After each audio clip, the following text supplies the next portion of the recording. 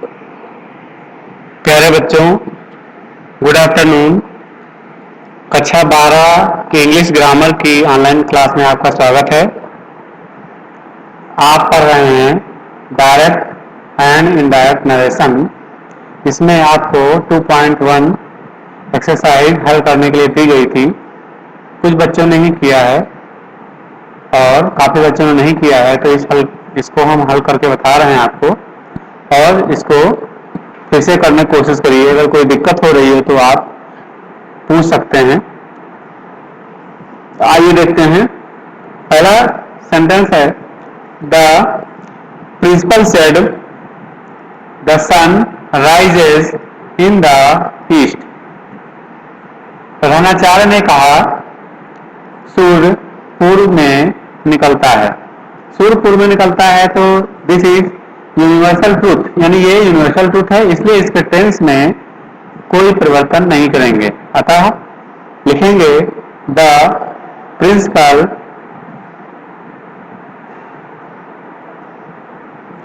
Said he लिखेंगे, क्योंकि यहाँ पर कोई ऑब्जेक्ट नहीं है। कामा इन्वर्टेड कामा की जगह पे दैट लगाएंगे और लिखेंगे द टी छोटा बनाएंगे, the sun rises in the east. The principal said that the sun rises in the east. Principal ने कहा कि सूर्य पूर्व में निकलता है।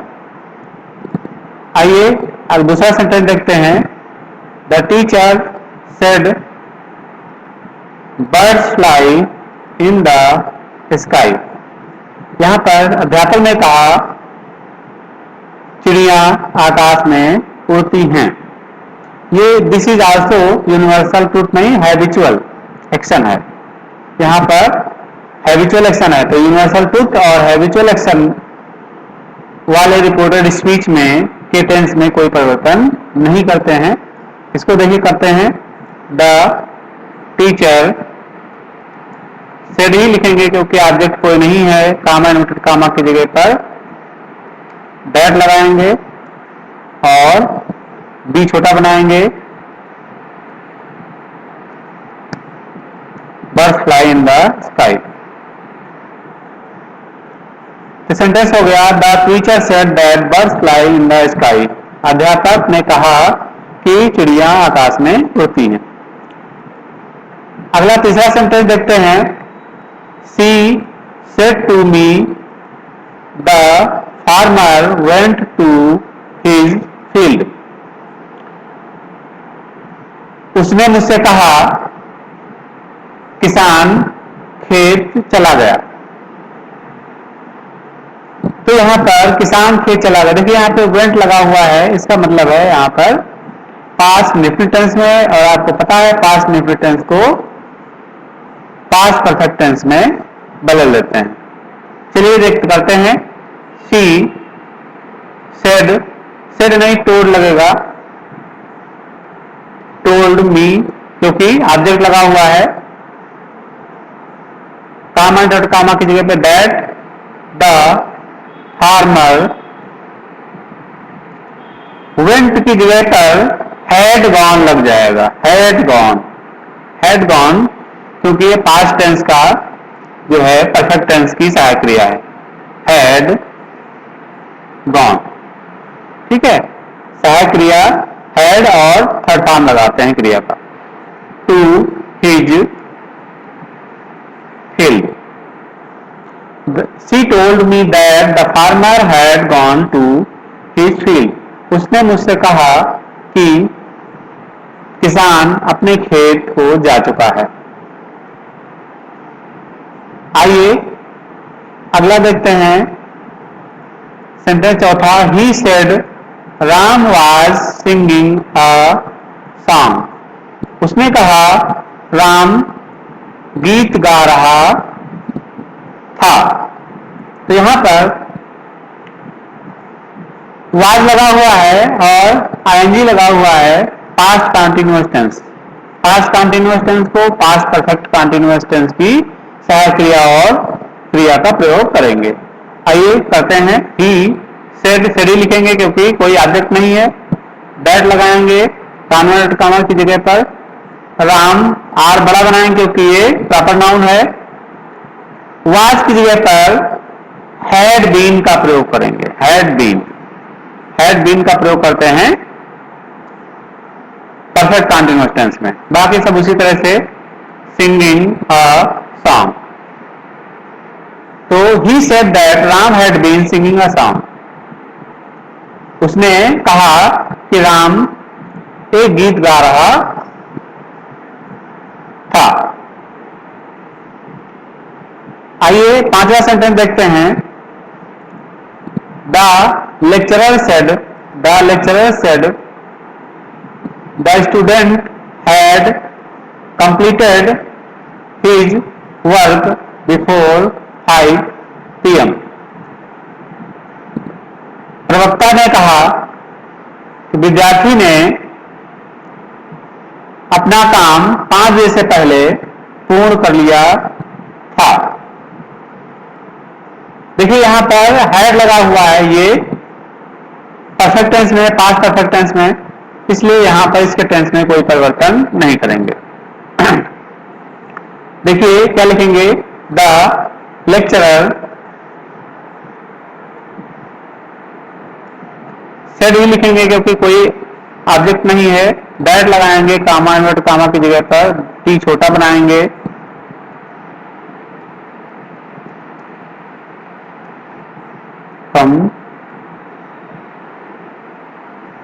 completed his work before 5 PM। अगला सेंटेंस है कि he said to you the painter had been painting for 2 hours। उसने आपसे कहा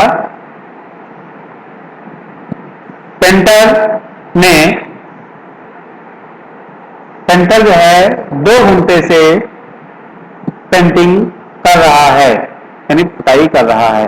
पेंटर 2 घंटे से, पुताई वाला 2 घंटे से पुताई कर रहा है।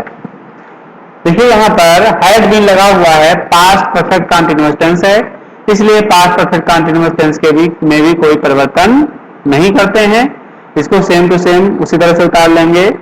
क्या लिखेंगे, ही सेड की जगह पे टोल्ड लिखेंगे क्योंकि यहां पर ऑब्जेक्ट दिया गया है। कामा इन्वर्टेड कामा की जगह पे दैट का प्रयोग करेंगे। The painter had been painting for 2 hours।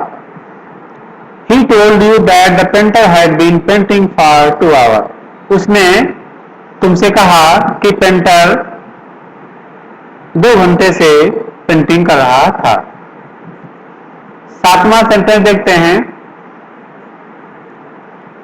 7वां sentence है कि Krishna said to them Sohan could come here। देखिए यहां पे लिखा हुआ है Sohan could come here, could लगा हुआ है। तो नियम जैसा कि पता है आपको, कुड वाले जितने भी सेंटेंस हैं, could, should, would, must, might, ये सब अगर आता है तो उसके क्रिया में या सहायक क्रिया में कोई परिवर्तन नहीं करते हैं। तो आइए इसको करते हैं।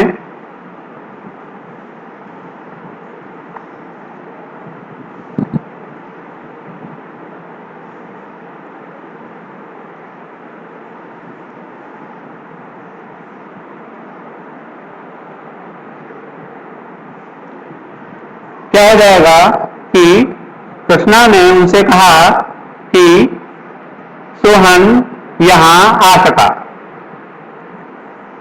तो यहां पर आप क्या लिखेंगे, Krishna told them that, comma to comma की जगह पर सोहन एस कैपिटल बनाएंगे, नाम है, प्रॉपर नाउन है। और Sohan could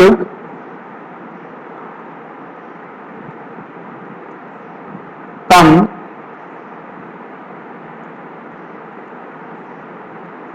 here. Sohan could come here. वो यहाँ आ सका। कृष्णा ने उनसे कहा कि सोहन यहाँ आ सका। अगला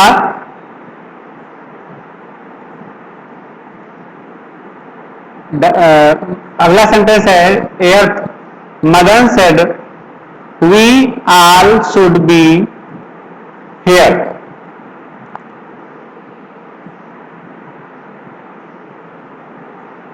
चलिए, मदन ने कहा हम सब को यहाँ होना चाहिए। ठीक है, तो यहां पर अब लिखेंगे कि मदन सेड ही लिखेंगे क्योंकि कोई ऑब्जेक्ट नहीं है। दैट लगाएंगे कामा इन्वर्ट कामा की जगह पे, और वी देखिए यहां पे शुड लगा हुआ है, इसलिए इसके टेंस में, क्रिया में और सहायक क्रिया में कोई परिवर्तन नहीं करेंगे। We all be here. देखिए यहां पर हियर का जो है देयर हो जाता है। अगर इस तरह से कोई सेंटेंस होते हैं तो हियर का देयर हो जाता है, तो इसलिए देयर का प्रयोग करेंगे, और ऊपर वाले में भी देयर का प्रयोग करेंगे जो सेंटेंस था वहां पर।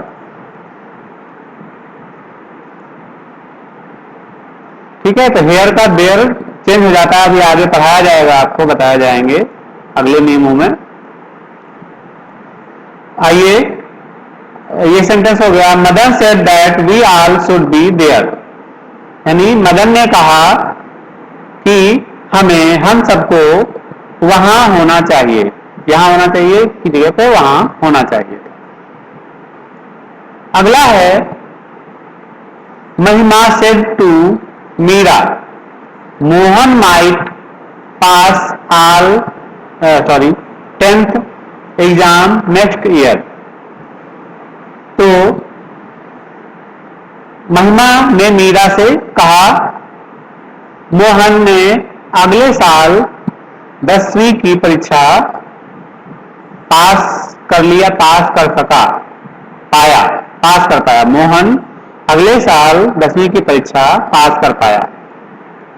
देखिए यहां पर भी माइट लगा हुआ है, इसलिए इसके भी टेंस में, क्रिया में, सहायक क्रिया में कोई परिवर्तन नहीं करेंगे।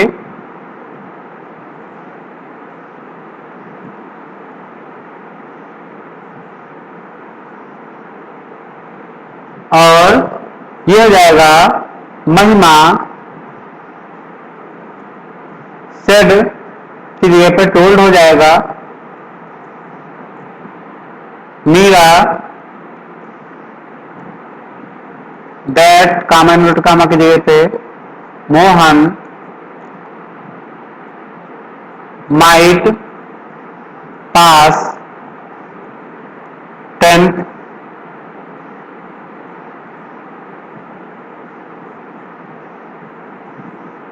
एग्जाम। द नेक्स्ट की जगह पे द प्रीवियस ईयर होता है। Previous year, PREVIOUS, previous year.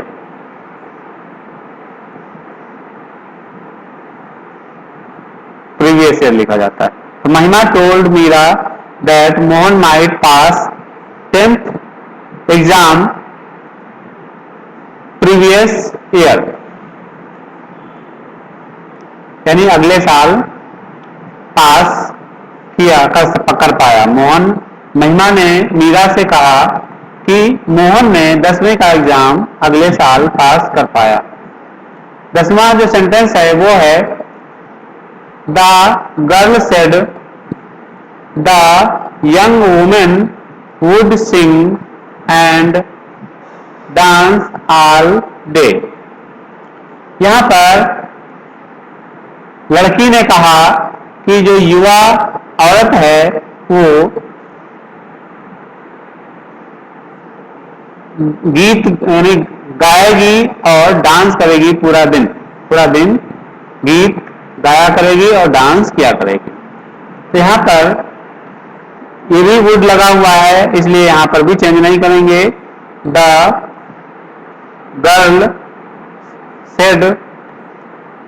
Girl said लड़कियों ने कहा that the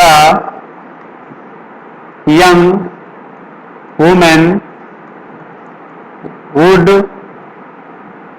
sing and dance all day. The girl said that the young woman would sing and dance all day. है ना, लड़कियों ने कहा कि जो युवा औरतें हैं वो दिन भर पूरा दिन गीत यानी गाना और नृत्य करना किया करेंगी।